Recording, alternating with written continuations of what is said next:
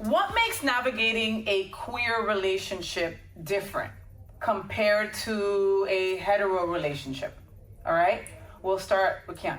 Yeah, you definitely have to keep an eye out. You have to be more discreet about it than you would with a heterosexual relationship because, like with somebody you're dating who's the same gender as you, it can be kind of dangerous sometimes depending on where you live, and you never know what's gonna happen. So you always, it's sad, but you always have to like keep an eye out just in case. Like you never truly know. So you worry about walking down the street, right? Holding the hand of your partner, so to speak, or walking down the hall in school, for example, right? Nat?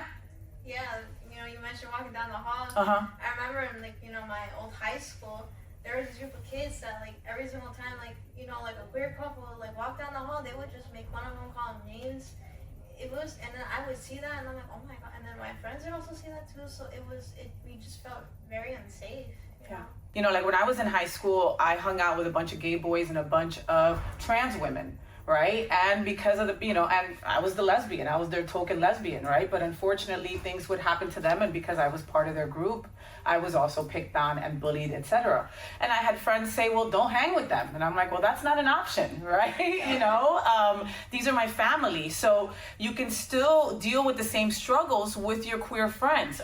Charlie, I was gonna ask you about that. Do you ever deal with that with your queer friends? Yeah, I think I get very affectionate with my queer friends and also with my heterosexual friends.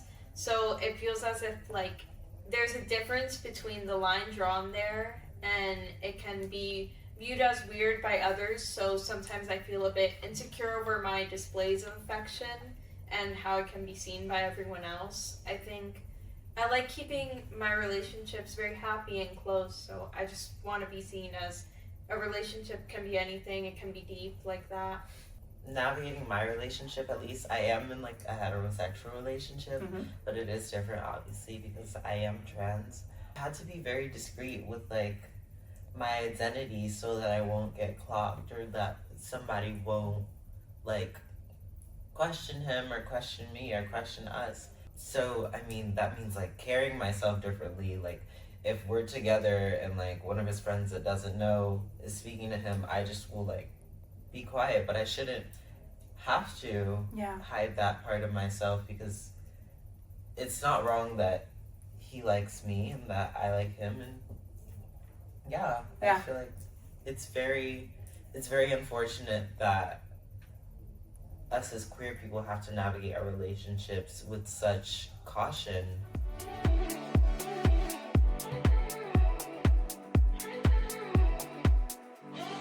What does a healthy, supportive queer relationship look like?